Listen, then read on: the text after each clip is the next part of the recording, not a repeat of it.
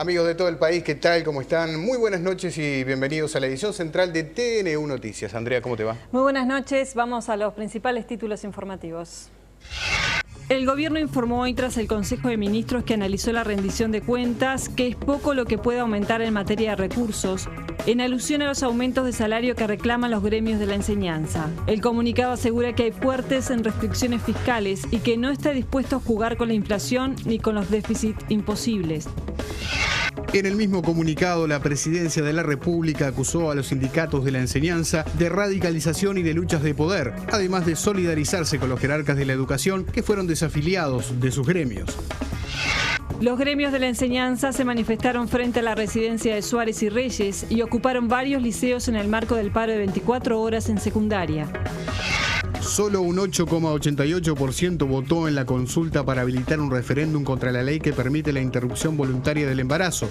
El total de votos validados fue de 232.841.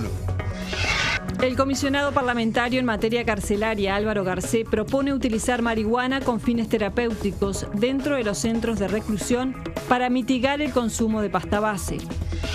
El líder sudafricano Nelson Mandela continúa internado en estado crítico, según informó la presidencia de su país.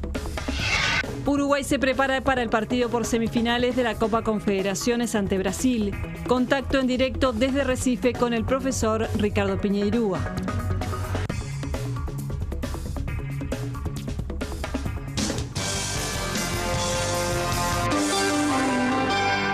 Es esta una jornada marcada por paros en primaria y secundaria, ocupaciones de centros de estudio y movilizaciones y reuniones del Poder Ejecutivo y el Parlamento.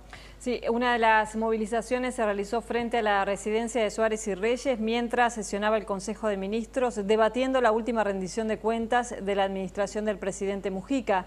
El entorno del lugar fue vallado por la policía y la concentración se desarrolló en forma pacífica.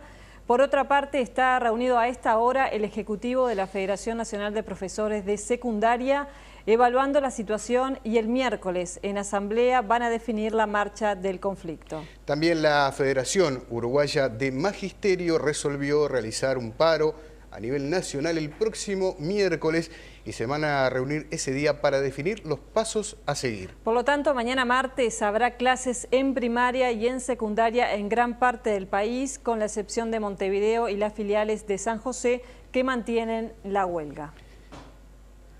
Y seguimos en tema porque el Consejo de Ministros esta mañana definió los lineamientos para la rendición de cuentas que será presentada antes de fin de mes al Parlamento. No hubo voceros en esta instancia y se emitió al término de la reunión un comunicado donde se informa, entre otras cosas, que el gobierno no está dispuesto a jugar con la inflación.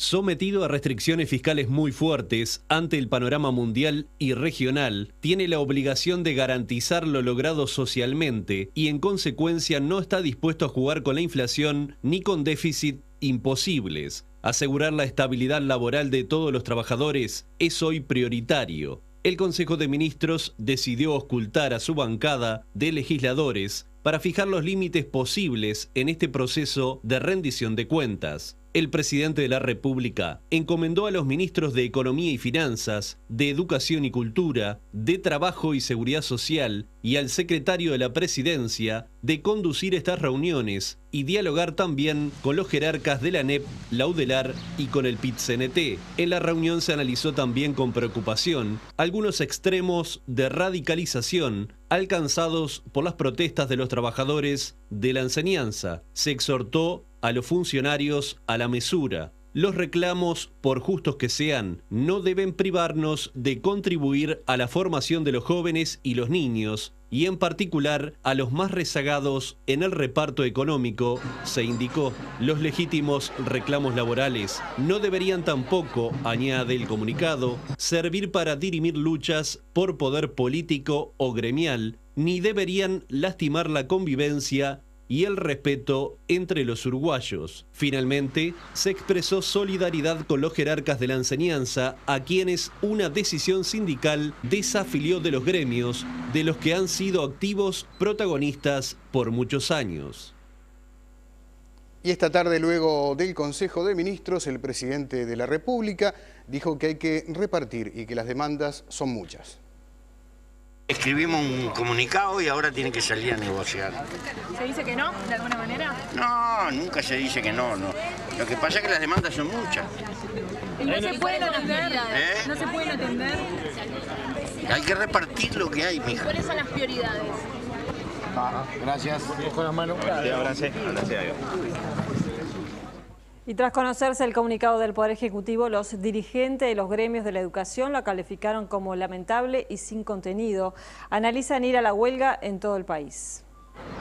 Los maestros de Montevideo consideran que el comunicado carece de sustancia, ya que no hace referencia alguna al contenido de la esperada propuesta de ajuste salarial que el Ejecutivo incluirá en el proyecto de rendición de cuentas. Si bien este martes habrá clases en las escuelas de Montevideo, la asamblea prevista para el miércoles discutirá una posible huelga. Seguimos estando en un 0%, no sabemos qué es lo que está pasando, qué es lo que están pretendiendo solicitar al Parlamento si no se expiden al día de hoy.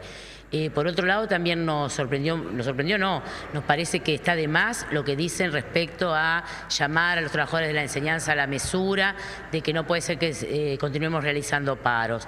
Nosotros entendemos que los que nos obligan a realizar los paros son justamente estas demoras y dilaciones que tiene el gobierno en decir cuánto va a solicitar para la enseñanza y que además solicite lo que debe solicitar para que la enseñanza funcione mejor. En tanto, los profesores de secundaria también se mostraron desconformes con el comunicado y no descartan decidir el paro por tiempo indeterminado en las próximas horas. Este es uno de los escenarios que nosotros informábamos el viernes a la noche a las 53 filiales que integran la federación. Decíamos que había dos posibilidades, una era analizar una propuesta del Poder Ejecutivo, la otra era analizar la propuesta de huelga.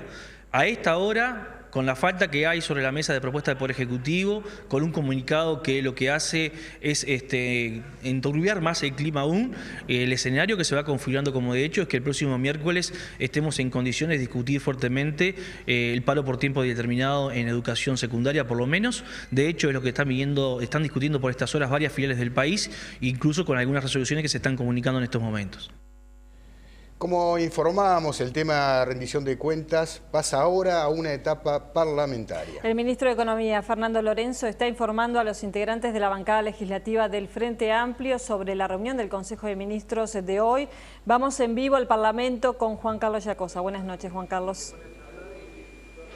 ¿Qué tal, Andrea, Pepe? Muy buenas noches para todos. Esta importante reunión comenzó a las 6 de la tarde en el edificio anexo del Palacio Legislativo. Como ustedes decían, está encabezada por el ministro de Economía y Finanzas, Fernando Lorenzo, también el vicepresidente de la República, Danilo Astori, y las bancadas de senadores y diputados del Frente Amplio.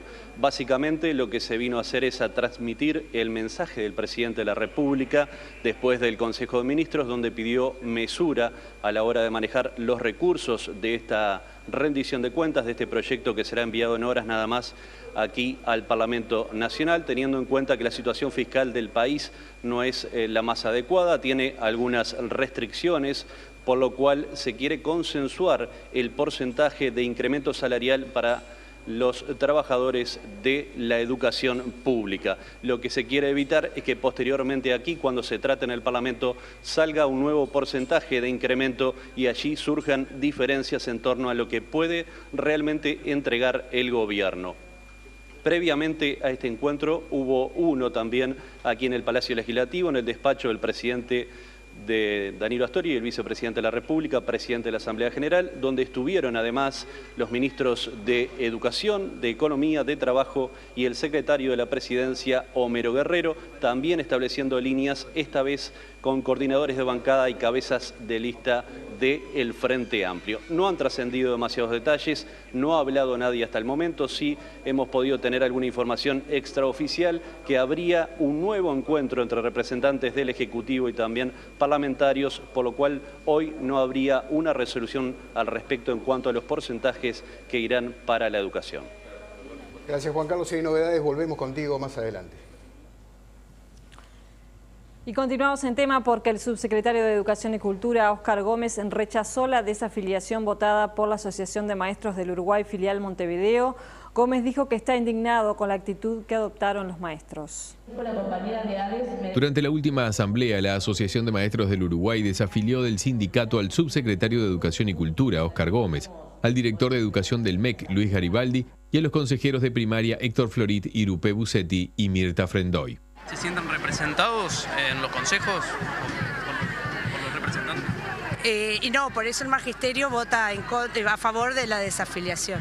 A esto respondió el subsecretario de Educación. Yo no dejé ninguna cosa por el camino cuando salí de Maldonado 1513, sede del sindicato, para otra responsabilidad. Mantengo los mismos principios y la misma ética y el mismo combate. Los maestros y la población me han visto en todos los lados defendiendo condiciones de trabajo, salario, educación pública, laica, obligatoria, popular. Es la primera vez que se vota la desafiliación en un órgano sindical del magisterio. Nos reuniremos y veremos cómo van a ser esos mecanismos que son inéditos para el magisterio. La instrumentación de las medidas se definirá luego del 30 de junio, ya que no existe un protocolo al respecto. Óscar Gómez reclamó el derecho a defenderse. Por eso me parece hasta totalitaria el planteo de no pedirnos explicaciones en la Asamblea sobre cuáles eran las posibles inconductas que teníamos. Por el fondo y por el contenido estoy indignado. ADEMU también pidió el retiro de Fernando Pereira, que trabaja como estadístico en primaria y es miembro del secretariado de la FUM e integra el secretariado ejecutivo del PIT-CNT. La consulta realizada ayer para habilitar un referéndum sobre la ley que despenaliza el aborto no alcanzó el número de votos necesarios. La jornada de ayer estuvo marcada por la baja votación, solo lo hizo el 8,88% del padrón, cerca de 233.000 votantes. La consulta comenzó como terminó, con poca afluencia de votantes. Temprano en la mañana, los líderes de la oposición votaron en sus respectivos circuitos. Así lo hicieron Pedro Bordaberry, Pablo Mieres en Montevideo y Jorge Larrañaga en Paysandú. Contrariamente a su costumbre, el expresidente Tabaré Vázquez llegó al circuito electoral ubicado en el barrio de La Teja ya entrada la tarde. Luego de emitir su voto, fue contundente en sus declaraciones. Estoy cumpliendo con mi palabra. Cuando digo una cosa, digo una cosa. Al cierre de las mesas electorales, los promotores de la iniciativa ya reconocían el fracaso de la votación. Finalmente, el total de votos validados fue de 232.841, un 8,88% del 25% necesario para habilitar una consulta popular. Rivera fue el departamento que tuvo más adhesiones. Al finalizar la jornada, el senador Pedro Bordaberry fue elocuente en sus expresiones y dijo sobre el resultado: se siente como el arquero de Tahití. Los promotores de la consulta admiten que el planteo fracasó y desde el oficialismo se considera que deben profundizarse aspectos de la ley ahora ratificada. El diputado Pablo Abdala encabezó el movimiento que buscaba llegar al referéndum. El legislador considera que a pesar del magro resultado, la misión fue cumplida. Nos hubiera gustado naturalmente pasar a la próxima etapa, era el objetivo principal que perseguíamos, pero dijimos siempre que cualquiera fuera el resultado, para nosotros era muy importante generar conciencia con relación al tema. Yo creo que se generó conciencia porque la sociedad asistió a ese debate, después la gente resolvió lo que resolvió y en función de eso entiendo que la misión está cumplida. Desde el Frente Amplio, la senadora Constanza Moreira también analizó el resultado. Refleja la aceptación por parte de la inmensa mayoría de la sociedad uruguaya de que criminalizar a una mujer que se quiere practicar un aborto es un disparate. En realidad, en el último tramo del debate, ni Abdala, ni Gallinal, en fin, gente con la que estuve debatiendo, sostenían que se podía mantener la criminalización del aborto. Entonces me parece que la baja votación indica eso, que algo que la sociedad uruguaya de alguna manera lo tenía, pero que no se había manifestado en ley, y es que nadie quiere criminalizar a las mujeres que se practican un aborto, y si se lo tienen que hacer, que lo hagan con las garantías del sistema sanitario. Moreira observó la postura del expresidente Tabaré Vázquez de concurrir a votar en la consulta de este domingo. El problema de Vázquez es que él es el candidato, básicamente instalado como candidato de un partido que tiene 1 millón de votos, que es la mitad del país. Entonces, las posiciones personales, cuando uno tiene una representación de esa magnitud, yo creo que deben ser resignadas. Más allá de eso, yo siempre espero la sorpresa de que Vázquez no concurra, que Vázquez no firme, incluso esperé que Vázquez no vetara. Bueno, ninguna de esas sorpresas se cumplió. Así que, como él bien lo dijo, bueno, hizo lo que siempre hizo, que fue en privilegiar su posición personal en este tema, que es un tema político, ¿no? Este no es un tema de conciencia, es un tema de los derechos de las mujeres.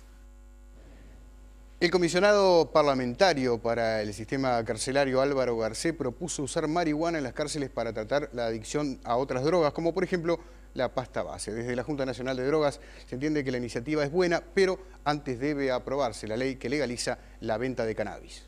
El comisionado parlamentario para el sistema carcelario pretende que se mitigue el consumo de pasta base en los reclusos. Para resolver el tema del consumo de drogas dentro de las cárceles, lo peor que se puede hacer es intentar cerrar de un día para el otro en una política de 0 gramo el ingreso de esas sustancias. En definitiva, no deberían entrar, pero hay que pensar en una estrategia de gradualidad, hacerlo responsablemente desde una perspectiva de salud. Prescribir bajo control médico, en áreas debidamente controladas, en condiciones dignas. La marihuana sería en todo caso para reducir daños, no para fomentar el consumo. Consultado sobre esta iniciativa, el secretario general de la Junta Nacional de Drogas, Julio Calzada, dio su punto de vista. Una vez que se apruebe la ley que va a habilitar el uso terapéutico de la marihuana, la investigación científica, tendremos que hacer las evaluaciones correspondientes y si lo amerita será usada como cualquier otro medicamento. El secretario general de la Junta Nacional de Drogas coincidió con el comisionado parlamentario en que la abstinencia de drogas como la pasta base genera problemas en algunos reclusos. Hay adicción de los dos tipos, ¿no? Se combina una adicción química que es manejable desde cierto punto de vista rápidamente, pero la adicción psicológica tiene impactos muy importantes y se prolongan en el tiempo. El planteo del comisionado parlamentario es un planteo muy abierto, es importante. Creemos que deberá ser tomado en cuenta en el caso de que se cambie el estatus legal del uso de esta sustancia. En otro orden, trascendió que para el año que viene estará en funcionamiento el primer centro de salud con internación de las cárceles uruguayas y será en las instalaciones del CONCAR. Se inauguró un nuevo centro de tratamiento de adicciones de mediana estadía para jóvenes de todo el país. Está ubicado en Las Brujas, en la localidad de Cerrillos. Con campo y espacios al aire libre se inauguró El Paso, residencia que forma parte de la Red Nacional de Drogas. Esta casona se encuentra en el kilómetro 7,5 de la Ruta 48 en Canelones. Este centro tiene capacidad para 25 personas, recibirá a jóvenes de entre 15 y 23 años con consumo problemático de drogas. Ellos recibirán aquí un tratamiento durante 9 meses. Van a ser derivados acá del resto de la red. Puede ser desde policlínicas, desde el Centro Ciudadela que instalamos recientemente en Montevideo, o de otros centros residenciales donde los usuarios han estado por diferentes procesos, 2 o 3 meses, y que se ve que necesitan un mayor periodo de residencial para poder abordar mejor sus problemas. Diferentes actividades están previstas para los internos. De laborterapia, ¿no? Que puede ir desde producir pan hasta obviamente producir productos de huerta para el consumo interno. El presidente José Mujica le dejó un mensaje a los jóvenes con problemas de adicciones. Que son unos nabos. ¿Por qué, presidente? Y porque están estropeando la etapa más hermosa de la vida.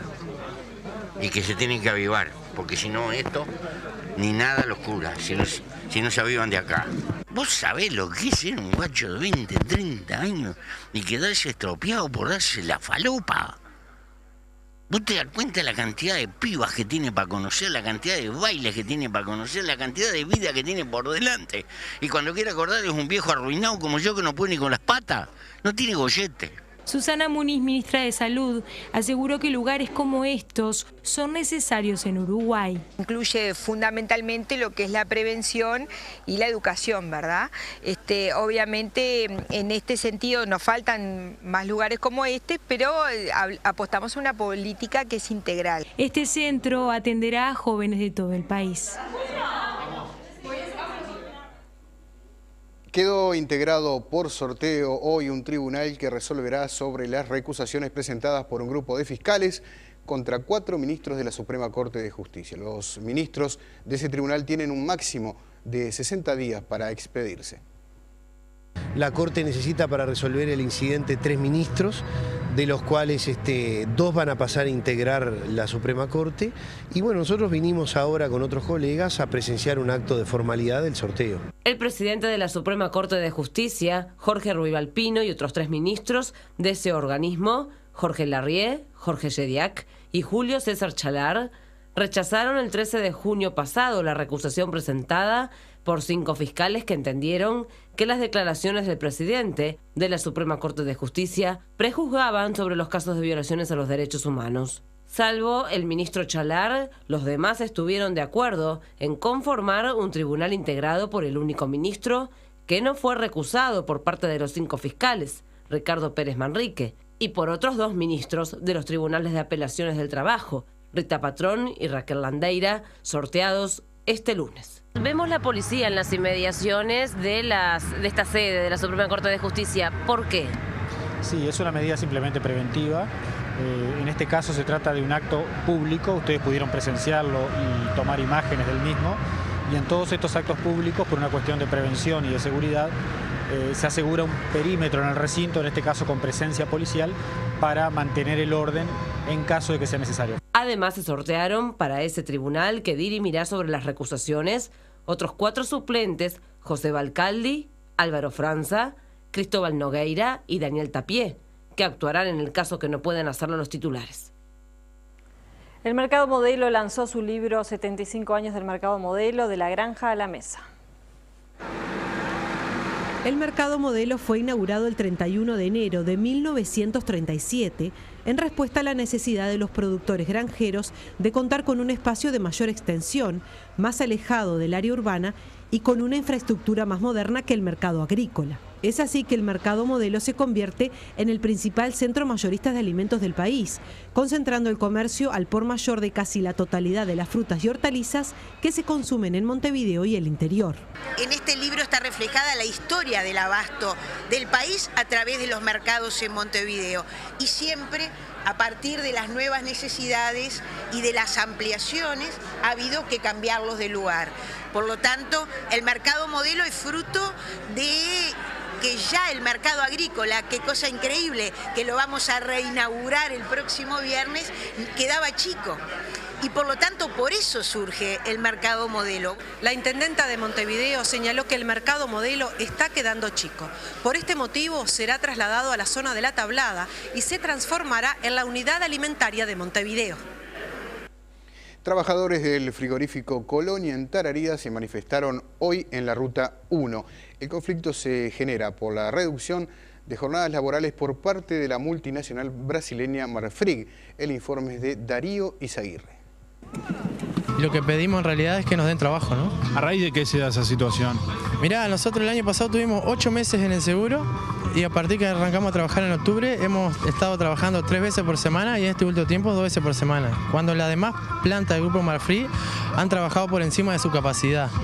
Entonces, en realidad, lo que nosotros pedimos es una regulación de las faenas a nivel de las plantas, porque nosotros hemos utilizado la herramienta del seguro totalmente sin necesidad, porque si esto se hubiese regulado nosotros no hubiésemos tenido trabajo todo y no hubiésemos precisado del seguro de paro, que es algo que pagamos todos los trabajadores del Uruguay, ¿no? Hace algunos días, el sindicato citó a la empresa al Ministerio de Trabajo para obtener una respuesta de la situación en Colonia. La negociación pasó a cuarto intermedio hasta el 2 de julio. Es un frigorífico que puede matar 800 reses por semana y cumplir con esa producción. Para los trabajadores, detrás de las medidas tomadas por la empresa hay otros objetivos, como por ejemplo reducir salarios. Es una estrategia empresarial de Marfrig. Nos da poco trabajo para que el obrero esté mal, para que pase mal como estamos pasando y para ver si puede rebajar salario. Ya no ha sacado demasiado desde el 2010, nos vienen sacando beneficio adquirido y hemos perdido muchos compañeros. Ahora van por el salario. Si bien hasta el momento la empresa no brindó declaraciones públicas, manifestó a TN1 Noticias no entender esta movilización puntual de los trabajadores, ya que la semana próxima se mantendrá una reunión a nivel de la Dirección Nacional de Trabajo. Desde Colonia, Darío Izaguirre, TN1 Noticias. Hace 100 años, por primera vez, un uruguayo volaba en solitario sobre los cielos de nuestro país. Cesario Berizo, héroe de la aviación militar, fue homenajeado este fin de semana al cumplirse un siglo de su viaje desde Los Cerrillos en Canelones a la playa Malvina de Montevideo. Cesario Berizo fue uno de los primeros alumnos de la Escuela de Aviación Militar de Los Cerrillos. Pasó a la historia cuando, ante el inminente cierre de esa escuela, entendiendo los mandos militares de la época que la guerra no se llevaría adelante en esas extrañas naves, el joven alférez desobedece, se apropia de un avión y el 22 de julio de 1913, con el objetivo de sensibilizar a los mandos, al gobierno y a toda la sociedad, realizó el primer vuelo de un uruguayo entre Los Cerrillos y Playa Malvin, el que duró 1 hora y 45 minutos, aterrizando en la arena. Comandante, una contradicción es que a partir de un acto de inconducta se escriba la historia de la Fuerza Aérea. Y bueno, los aviadores tenemos algo de eso, pero también algo de romanticismo. Y creo que los hombres expresándose de esa manera, creo que hacen grandes las cosas. Y estos fueron realmente visionarios y tenían claro lo grande que iba a ser la Fuerza Aérea sin saberlo. Logró volar con un avión diseñado por él, salir desde Montevideo y hasta llegar a la frontera de Ecuador y Colombia en el año 1929. En este homenaje, en el que se descubrió una placa que recuerda el temerario vuelo de hace 100 años, hubo un desfile aéreo y un recuerdo para sus nietas, presentes en el acto. La aviación formó parte de nuestra infancia, de los primeros años. Y sí, por supuesto, el amor a la patria y el amor a los aviones. Mirar los aviones a mí me produce alegría. Cesario Berizo llegó a ser presidente de Pluna en 1951 y miembro de la Comisión del Aeropuerto de Carrasco. El aeropuerto y la base aérea lindera llevan su nombre en la actualidad.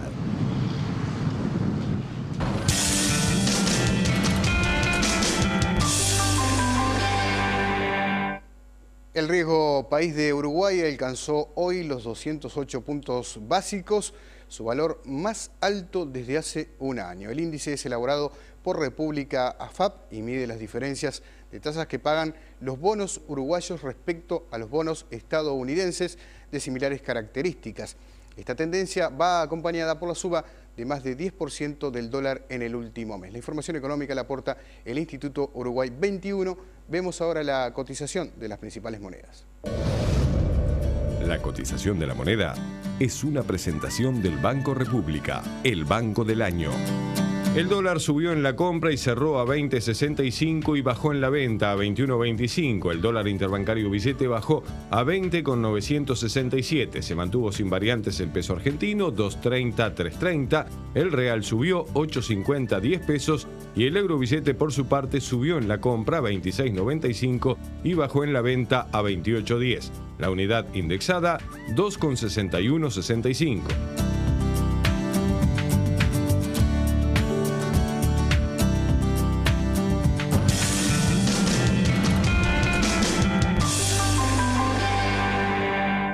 Este programa es presentado por Antel. Usa giros de bits que te permite enviar y recibir dinero estés donde estés.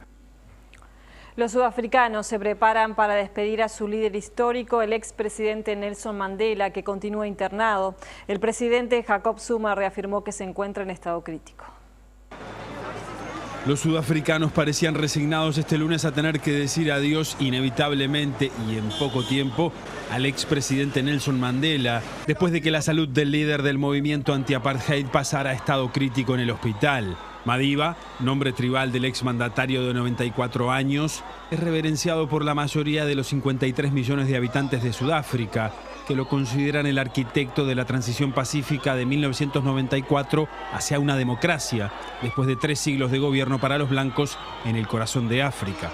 Su lucha, a través del Congreso Nacional Africano, lo llevó a cumplir 27 años de prisión en las cárceles del régimen de segregación. El presidente Jacob Zuma dijo en una rueda de prensa que visitó a Mandela en la noche del domingo y declinó aportar detalles específicos sobre el estado médico de Mandela y solo dijo que continúa muy grave. Esta situación, 15 días después de ser hospitalizado en estado grave pero estable por una infección pulmonar, hizo que los sudafricanos comenzaran a preparar su adiós. Desde que dejó el poder en 1999 tras un mandato como presidente, Mandela se mantuvo lejos de la política activa en la economía más grande e importante del continente y se prevé que su muerte tenga poco impacto político en lo local. Durante su retiro, Madiba ha dividido su tiempo entre su hogar en Johannesburgo y Kunu, la población de la empobrecida provincia de Cabo del Este en la que nació. La presidenta brasileña Dilma Rousseff propuso un plebiscito para impulsar una reforma política como respuesta a las manifestaciones que conmueven a decenas de ciudades. Ampliamos esta y otras noticias. La presidenta Dilma Rousseff anunció la convocatoria a un plebiscito para decidir una reforma política durante una reunión con gobernadores, alcaldes y prefectos y dijo que traía soluciones concretas. La mandataria mencionó 5 pactos a alcanzar a nivel social y político. En el terreno fiscal, el combate a la corrupción, la creación de un sistema único de salud, mejoras en el transporte y en la educación. Rousseff admitió que la ola de protestas que comenzó hace 2 semanas constituye un momento delicado para el país y dijo que va a convocar al referéndum para llevar a cabo una reforma política con la que se pueda erradicar a la corrupción en el gobierno y garantizar la plena satisfacción de las demandas de la población. La conferencia fue posterior al recibimiento de líderes de Pase Libre, una de las agrupaciones que encabezó las protestas.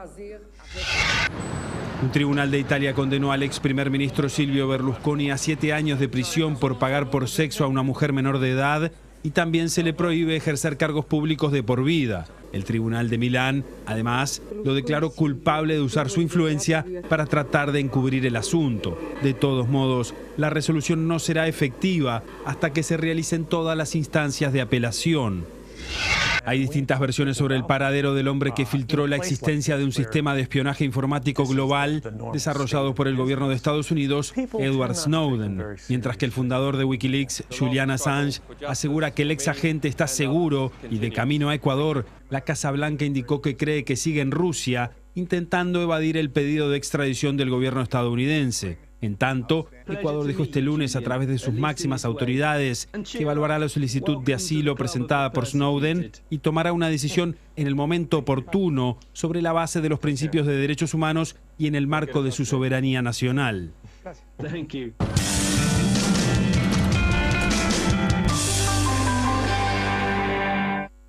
Nadie te da más entretenimiento. Con DirecTV tenés el mejor deporte, películas, series y eventos exclusivos. DirecTV presenta este espacio. ¿Qué tal? ¿Cómo están? Muy buenas noches para todos. La selección uruguaya ya está en Belo Horizonte, donde el próximo miércoles va a jugar la semifinal de la Copa Confederaciones a las 4 de la tarde ante la selección de Brasil. El equipo uruguayo entrenó por la mañana en Recife y por la tarde viajó a la nueva ciudad donde va a definir el torneo de Brasil. Allí justamente está nuestro compañero, el profesor Ricardo Piñerúa, para traernos la primera sensación de este torneo. Terminó la primera fase de la Copa, los equipos ya están dirigidos hacia lo que serán su segundo destino, donde comenzarán las fases de semifinales, uno de ellos Uruguay.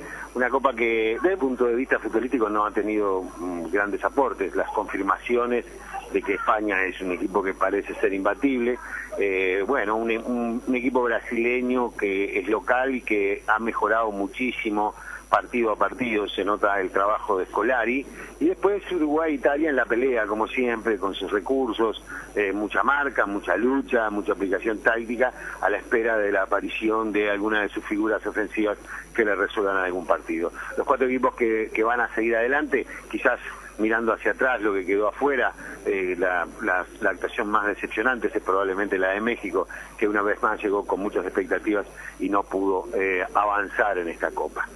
Lo otro que sí queda después de estos primeros partidos de la Copa es algunos problemas que deberá enfrentar Brasil, que deberá resolver Brasil para la organización ya no de esta Copa, sino del Campeonato del Mundo. Y no me estoy refiriendo a las protestas sociales o a las manifestaciones populares que se dieron en este periodo y que coincidieron con Brasil, sino que me estoy refiriendo a elementos que hacen mucho más a la vida diaria y de lo que será una Copa del Mundo. Problema de hospedaje, problema de traslado, problema de información.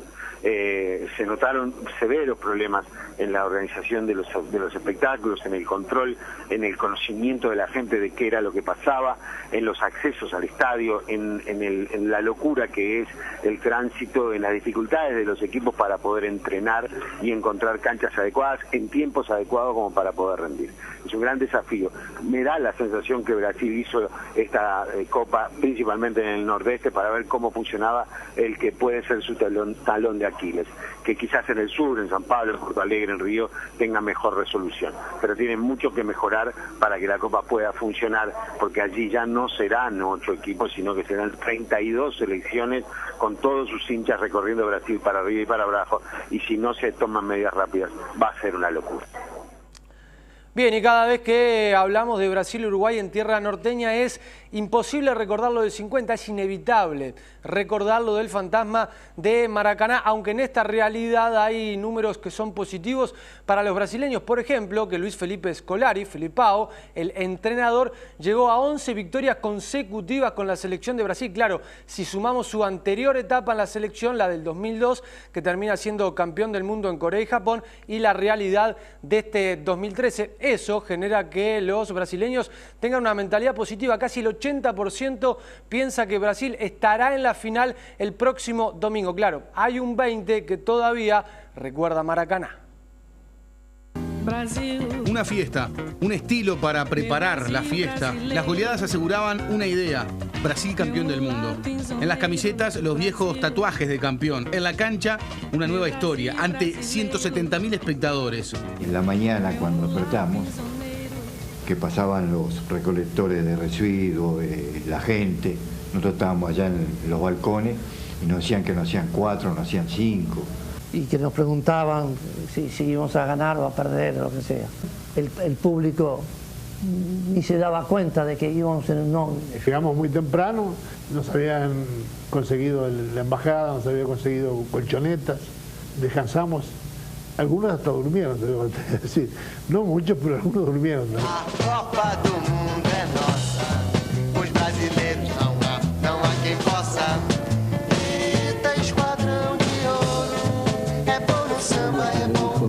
Los de afuera son de palo. Tenían la costumbre de decir eso. Los de afuera son de palo, sí. Eso si le pregunta a Máspoli, va a ver que le va a decir lo mismo que yo. Desde la cancha nos dijo, bueno, acá estamos para jugar este partido. Nosotros acá lo que sirve es salir campeón del mundo. Los de afuera son de palo, dijo. Maracaná es el nombre que recuerda la hazaña mundialista. Uruguay dio vuelta al resultado. Gol de Friaca para Brasil, el primero. Schiaffino y Guilla anotaron para Uruguay. Lo que pudo haber sido quedó como un golpe histórico. Brasil no se confiará nunca más. Y para muchos historiadores del fútbol, ese día Brasil comenzó a crear su imperio futbolístico que lo llevó a conseguir el pentacampeonato mundial. El estadio que estaba lleno de bote a bote, no cabía un alma. De repente estábamos más nerviosos los brasileños que nosotros. Y después la tristeza del público brasileño y los jugadores que cuando se fueron, ¿no? Porque se fueron por el túnel. Quedó todo muerto, quedó todo completamente muerto. Todo. Oh, la gente lloraba. Yo nunca había visto. Hasta yo tenía ganas de llorar. Sí, porque lo que veía ahí era una cosa, una tristeza, era un silencio. Una cosa increíble era eso. No íbamos cantando, cuando agarramos el túnel cantábamos la canción también, sí. Vayan pelando la chaucha, aunque le dé trabajo, todo el mundo boca abajo. La chaucha, vayan pelando la chaucha, aunque le cueste trabajo. Bien, todo esto se recuerda porque Uruguay goleó a Tahití y fue algo más que una simple victoria. Fue la confirmación de la importancia del trabajo del maestro Oscar Washington Tabárez, de planificar a largo plazo, de mantener un proceso y un proyecto que deja datos reveladores. desde que Tavares asumió, jugó 4 semifinales en los 4 torneos de mayores que disputó en la Copa América del 2007, en el Mundial del 2010, en la Copa América de Argentina 2011 y ahora lo hará en la Copa de las Confederaciones. Solo no llegó a definir los Juegos Olímpicos, que son sub-23. Además, Luis Suárez convirtió 2 goles ante Tahití para ser el máximo goleador de la historia de la selección uruguaya. 35 goles en 67 partidos, pero si hablamos de promedios, yo creo que nadie va a poder con Abel Hernández, que hizo 4 ante Tahití, convirtió 7 con la selección uruguaya en 10 presencias. Bien, y repasamos lo mejor, y lo mejor son los goles después del saludo, de las gentilezas de los tahitianos para con los uruguayos. Fue Abel Hernández el que al minuto ponía el primer gol del juego. Al ratito, otra vez, Abel Hernández con sombrero incluido y una gran definición para demostrar que Uruguay se lo tomó en serio el partido, que fue profesional, que en ningún momento le tomó el pelo al rival, que no lo canchereó, y también fue profesional el rival, Tahití, con sus limitaciones, con sus enormes diferencias entre una selección que está dentro de la elite mundial y una amateur. En ningún momento utilizó los golpes o hacer tiempo para evitar una goleada mucho más abultada. El ruso Pérez hacía el tercero y otra vez Abel Hernández demostrando algo de lo mucho que tiene para aportarle a la selección. Fue importante el Vasquito Guerregaray por derecha, que trepó permanentemente y que le terminaron cometiendo 2 penales. El primero lo erra Scotti y después ve la segunda tarjeta amarilla en una de esas cuestiones anecdóticas que le quedará a Scotti para contarle a su familia, a los futuros nietos, ¿no? Me echaron ante Tahití y además me di el lujo de errar un penal. Bueno, Lodeiro es el que pecha la pelota acá para mandarla al fondo de la red. Algunos dicen, bueno, pobres los tahitianos, ¿no? Les hicieron una gran cantidad de goles a lo largo del torneo. Yo creo que ellos casi que están en Disneylandia, ¿no? Viendo a Iniesta, viendo a Forlán, viendo a Luis Suárez. Es como el que está en Disney y ve a Mickey, al Pato Donald y a Pluto, ¿no? Algo de eso hay para los tahitianos, que a su manera disfrutaron de la Copa de las Confederaciones, se sacaron foto con todo, se llevaron varias camisetas del torneo y bueno, y después cuestiones numéricas en cuanto a resultados iban a ser obvias. Acá vemos los 2 goles de Suárez que lo dejan como el máximo goleador de la selección nacional en un partido que tiene muy poco para analizar desde lo futbolístico, porque había demasiada brecha, demasiada diferencia entre una selección de la elite y una selección amateur. El miércoles Brasil-Uruguay a las 4 de la tarde y el jueves España e Italia jugarán también a las 4 de la tarde para definir los finalistas de la Copa de las Confederaciones. Lo otro que pasó el fin de semana es todo esto. Bien, y repasamos por qué España se mete en la definición también. Mucho calor para los fanáticos españoles y Jordi Alba, que hace firulete dentro del área, que mete la moña, que llega para definir, el que juega de lateral, pero que ya es casi un volante, un extremo por izquierda. El hombre del Barcelona hacía el primero de España ante Nigeria. Después Fernando Torres se zambulle para anticipar la marca y poner el segundo. Otra vez Jordi Alba, lo que le decía, ¿no? Es casi un puntero y hay que tener cuidado a la hora de marcarlo. El 3-0 de España ante la selección de Nigeria. Partidazo entre Brasil e Italia. Dante hacía el primero para la selección brasileña.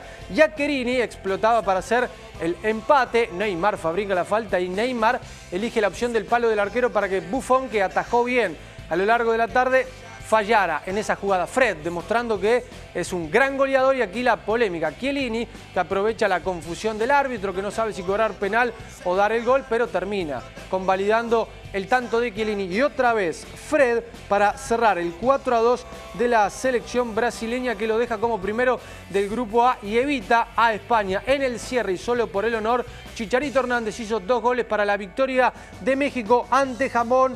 Okazaki hizo el gol japonés en la despedida de los 2 equipos de la Copa.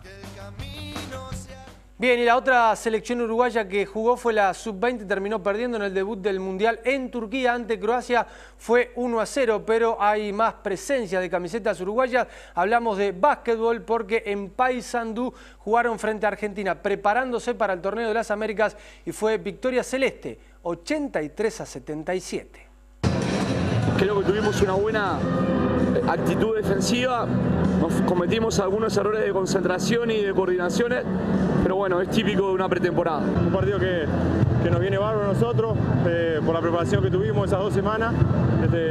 Siempre tener estos partidos ante un rival como Argentina es muy bueno y bueno, contento por el triunfo. Es muy difícil, es una selección fuertísima, está a primer nivel mundial, pero lo jugamos bastante bien, bastante intenso. Ellos están recién empezando la preparación y creo que eso nos sirvió para estar bastante parejo y hoy ganar, que capaz que no lo esperaba nadie, pero creo que el trabajo que hicimos en esta semana fue bueno, así que esto sirve para dar confianza. La semana que viene vamos a dar la lista, faltan los jugadores que son históricos en la selección, que bueno, esperemos que estén en forma y que tengan el deseo de venir, y bueno, y vamos a complementar con algunos de estos chicos. Nadie te da más entretenimiento. Con DirecTV tenés el mejor deporte, películas, series y eventos exclusivos. DirecTV presentó este espacio.